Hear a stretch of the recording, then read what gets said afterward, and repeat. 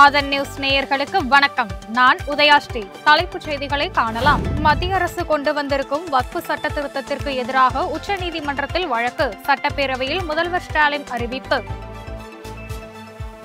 வக்ஃப் வாரியத்தில் முஸ்லிம் அல்லாத ஒருவர் இடம்பெறலாம் என்ற சட்ட திருத்தத்திற்கு தெலுங்கு தேசம் எதிர்ப்பு. விதிமுறையை மாற்ற வேண்டும் என ஆந்திர முதல்வர் சந்திரபாபு நாயுடு வலியுறுத்தல். இஸ்ரோ முன்னாள் தலைவர் சோம்நாத் ஸ்ரீரங்கம் கோவிலில் சுவாமி தரிசனம். கோவில் அர்ச்சகர்கள் சார்பில் மாலை அணிவித்து மரியாதை. உலக கம்யூனிஸ்ட் மாமேதை கார்ல் மார்க்சுக்கு சென்னையில் சிலை அமைக்கப்படும். முதலமைச்சர் ஸ்டாலின் அறிவிப்பு. புதுச்சேரியில் பிரபல உணவகத்தில் ஆன்லைனில் வாங்கப்பட்ட பர்கரில் பச்சை மாமிசம். உணவகத்திற்கு சீல் வைத்து அதிகாரிகள் நடவடிக்கை. சவரன் 69,000 ரூபாயை நெருங்கும் ஆபரண தங்கம். ஒரே நாளில் சவரனுக்கு 400 ரூபாய் அதிகரிப்பு. இனி தொடர்வது விரிவான செய்திகள்.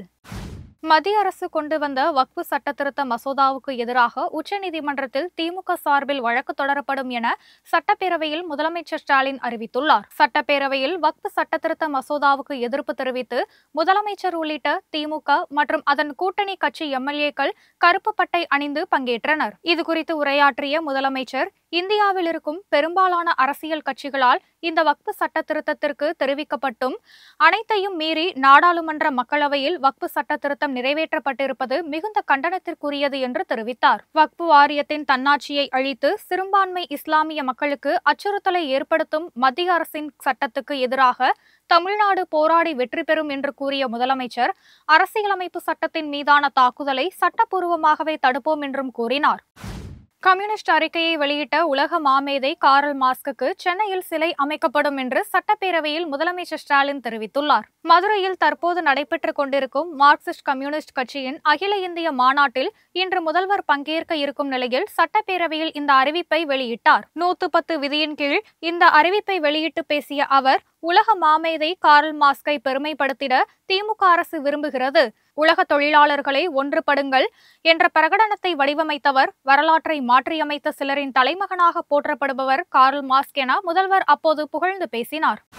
தமிழக மீனவர்களுக்கு உண்மையிலேயே துரோகம் செய்தது திமுக தான் என அதிமுக பொதுச் செயலாளர் எடப்பாடி பழனிசாமி தெரிவித்துள்ளார். சட்டப்பேரவையில் கச்சத்தீவு தொடர்பான தீர்மானம் நிறைவேற்றப்பட்ட பிறகு சட்டமன்ற வளாகத்தில் செய்தியாளர்களுக்கு பேட்டியளித்த அவர், மத்தியில் தங்களது கூட்டணி அரசு ஆட்சியில் இருந்த போதெல்லாம் இந்த பிரச்சனையை பேசாமல் இப்பொழுது கையில் எடுக்க வேண்டிய அவசியம் என்ன என்று கேள்வி எழுப்பினார். அடுத்த தேர்தலில் மீனவர்கள் வாக்குகளை பெற வேண்டும் என்பதற்காகவே திமுக அரசு கச்சத்தீவு நாடகத்தை அரங்கேற்றியுள்ளது என்று அவர் குற்றம் சாட்டினார். கச்சத்தீவு மீட்பு விவகாரத்தில் கடிதம் எழுதுவதாலும் ஆர்ப்பாட்டம் செய்வதாலும் அனைத்து கட்சி கூட்டம் நடத்துவதாலும் எந்த பயனும் கிடைக்கப் போவது இல்லை என்றும் எடப்பாடி பழனிசாமி சாடினார்.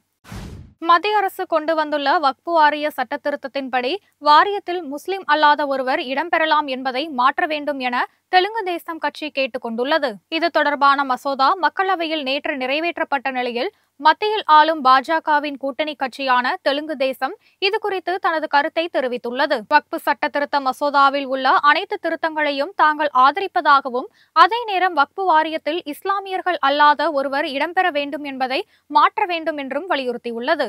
முஸ்லிம் அல்லாதவர் வக்ஃப் வாரியத்தில் இடம்பெற வேண்டுமா இல்லையா என்பதை அந்தந்த மாநிலங்களின் அதிகார வரம்புக்கு விட்டுவிட வேண்டும் என்றும் அந்த கட்சி வலியுறுத்தியுள்ளது. சென்னை திருவல்லிக்கேணியில் உள்ள லேடி வெலிங்டன் அரசு மாதிரி பள்ளியில் நம்ம ஊரு நம்ம ஸ்கூல் திட்டம் மூலம் சுமார் 3.5 கோடி ரூபாய் மதிப்பீட்டில் கட்டப்பட்ட ஒருங்கிணைந்த அறிவியல் ஆய்வகம், நவீன சமையல் கூடம் ஆகியவற்றை துணை முதல்வர் உதயநிதி, அமைச்சர் அன்பில் மகேஷ் ஆகியோர் திறந்து வைத்தனர். இந்த பள்ளியில் 3,65 லட்சம் ரூபாய் மதிப்பீட்டில் ஒருங்கிணைந்த அறிவியல் ஆய்வகம், நவீன சமையல் கூடம் மற்றும் உணவு அருந்தும் அறை ஆகியவை கட்டி முடிக்கப்பட்டன. நம்ம ஊரு நம்ம பள்ளி திட்டத்தின் கீழ் இந்த வசதி ஏற்படுத்தப்பட்டுள்ளது. இந்த நிகழ்ச்சியில் பங்கேற்ற உதயநிதி, அன்பில் மகேஷ் ஆகியோர் அரசு பணியாளர் தேர்வாணையம் மூலம் தேர்வு செய்யப்பட்ட 5 பணியாளர்களுக்கு பணி நியமன ஆணைகளையும் வழங்கினர். புதுச்சேரியில் உள்ள ஒரு பிரபல உணவகத்தில் வாங்கப்பட்ட பர்கரில் வேகாத பச்சை மாமிசம் இருந்ததால் வாடிக்கையாளர் அதிர்ச்சி அடைந்தார். தட்டாஞ்சாவடி பகுதியைச் சேர்ந்த ஃபர்மான் என்பவர் ஆன்லைன் மூலம் அசைவ உணவுக்கு ஆர்டர் செய்து இருக்கிறார். வீட்டருகே வந்து உணவு டெலிவரி செய்யப்பட்ட நிலையில் குழந்தைகளுக்கு அதனை பிரித்து பரிமாறி இருக்கிறார். அப்போது பர்கருக்குள் வேகாத பச்சை மாமிசம் இருப்பதைக் கண்டு குடும்பத்தினர் அதிர்ச்சி அடைந்தனர். பின்னர் இதுகுறித்த புகாரின் பேரில் அந்த உணவகத்தில் உணவு பாதுகாப்புத் துறையினர் சோதனை நடத்தினார்கள். இது தொடர்பாக விளக்கம் கேட்டு அந்த உணவகத்திற்கு நோட்டீஸ் அளிக்கப்பட்டுள்ளது. விழுப்புரம் மாவட்டம் செஞ்சி அருகே பட்டா மாற்றம் செய்ய 5000 ரூபாய் லஞ்சம் வாங்கிய புகாரில் கிராம நிர்வாக அலுவலர் கைது செய்யப்பட்டார். செஞ்சி அருகே உள்ள உடையான் தங்கள் கிராமத்தைச் சேர்ந்த சுபாஷ் என்பவர் தான் வாங்கிய 17 சென்ட் நிலத்திற்கு பட்டா மாற்றம் செய்ய விண்ணப்பித்திருக்கிறார். இதற்காக கிராம நிர்வாக அலுவலரான திருநாவுக்கரசு 5000 ரூபாய் லஞ்சம் கேட்டதாக கூறப்படுகிறது. இதுகுறித்த புகாரின் பேரில் லஞ்ச ஒழிப்பு போலீசார் நடவடிக்கை மேற்கொண்டனர். லஞ்ச பணத்தை திருநாவுக்கரசு பெற முயன்றபோது கையும் களவுமாக பிடிபட்டார். அவரிடம் தொடர்ந்து விசாரணை நடைபெறுகிறது. இந்திய விண்வெளி ஆராய்ச்சி நிறுவனமான இஸ்ரோவின் முன்னாள் தலைவர் சோம்நாத் ஸ்ரீரங்கம் அரங்கநாதர் கோயிலில் சுவாமி தரிசனம் செய்தார். திருச்சியில் தனியார் கல்வி நிறுவன நிகழ்ச்சி ஒன்றில் பங்கேற்க வந்த அவர் ஸ்ரீரங்கம் அரங்கநாத சுவாமி திருக்கோவிலுக்கு சென்று வழிபட்டார். தெற்கு கோபுரவாயில் வழியாக வருகை தந்த அவர் கருடவாழ்வார் சன்னதி, மூலவர் பெரிய பெருமாள் சன்னதி ஆகிய இடங்களுக்கு சென்று தரிசனம் செய்தார். கோவிலுக்கு வருகை தந்த சோம்நாத்திற்கு திருக்கோவில் அர்ச்சகர்கள் சார்பில் மாலை அணிவித்து மரியாதை செய்யப்பட்டது. கோவை மாவட்டம் வால்பாறை மற்றும் அதன் சுற்றுவட்டார பகுதிகளில் 1 மணி நேரத்திற்கும் மேலாக கனமழை கொட்டி தீர்த்தது.